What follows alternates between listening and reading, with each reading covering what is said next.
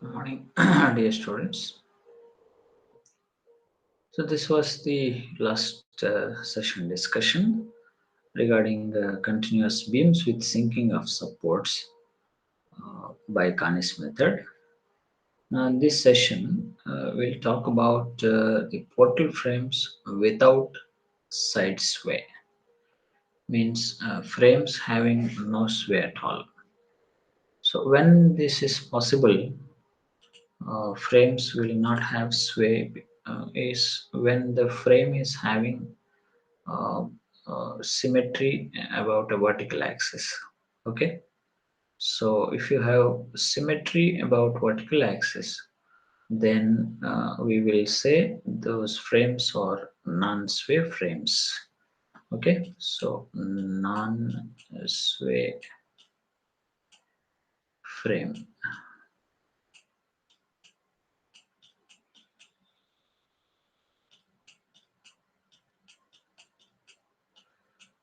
Okay, so let us see how we are going to solve that non-sway frame.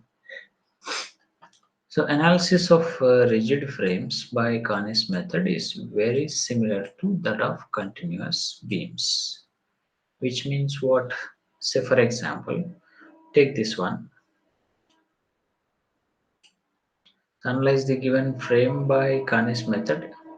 So you see there is a symmetry here. So if I draw a vertical line here at the center, to the left of center, to the right of center, everything is same. It's like mirror image. So column here is 3 meter height, here also 3 meters height. The column is having moment of inertia I, same here I. Then to the left of this section, UDL is 10, to the right is also 10. So likewise, the beam is having 4I, and to the right is also same 4I. So this is what is called symmetry about a vertical axis. Okay. So such frames, how you are going to solve? It says it is just similar to that of continuous beams. So let us just see what are all we have done. So first we wrote fixed end moments. Same here, we will write fixed end moments here. Like MFAB is equal to 0 because no load on AB. Treat this as fixed beam. Just AB is a fixed beam. You take this as fixed beam. No load at all on AB. So MFAB is 0 and MFB is 0. Same as the case of CD. So take CD as fixed beam. Same CD is also having no load at all. So fixed end moments are 0. Only BC has load. So that's why you have MFBC value, MFCB value like minus WL square by 12 and plus WL square by 12. So that's all with fixed end moments. Then we'll go to step 2. Same as we'll make rotation factor table just like your continuous beam solution. If you happen to see my earlier uh, video lectures, there in case of Kani's method continuous beam, Kani's method solution to continuous beams, you will find all these procedures, right? So we'll find rotation factors for joint B, which is BA, BC, joint C, CB, CD, same way. Okay. Now, to calculate rotation contributions, so we are going to make a frame similarly like as continuous beam we have made uh, by replacing the joints with the boxes. Same we'll do it here. So just remove this joint and prepare a box here. Just take a box here. Write sum of fixed end moments inside the box, inner box. Then write the rotation contribution of BA here. Write the rotation contribution of BC here. Okay. Similarly, make joint C as something like this, the two boxes where sum of fixed end moments, will write it here.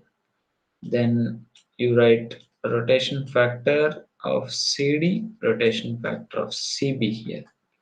Then you write all these fixed end moment values the outside the frame like this.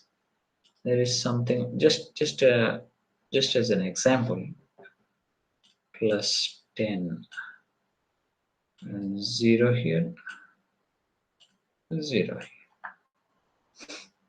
Now you start doing m dash ba just like the continuous beam. So you get a value something like this. We write it here, the value. Then m dash bc we calculate the similar formula, something like rotation factor multiplied by sum of fixed end moments plus foreign contributions likewise. And that value will be written here. Okay. Similarly, joint C, we are going to find the two values m dash CB and m dash CD. So that we will write it here. Joint C shall be replaced with the boxes and like. Similarly, second cycle, we'll write these values here, then joint C like this. So likewise, we proceed for number of cycles. Then once you get stabilized values, we'll stop the cyclic process. Then the step 4 to find final end moments. Again, you have to make a table of similar form as discussed earlier in the earlier sessions.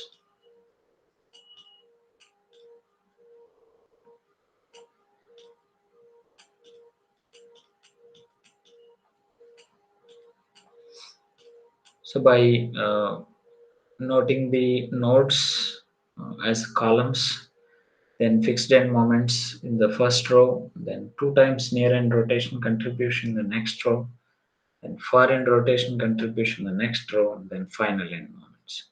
So procedure is everything similar except the way the frame is prepared for the calculation of rotation contributions. That's it. Okay. So practice this problem October 2017 from JNTUK, and you will be feeling confident about solving this one, right? So next session we'll come up with the sway frames, okay, which is to be discussed in the next session. Thank you.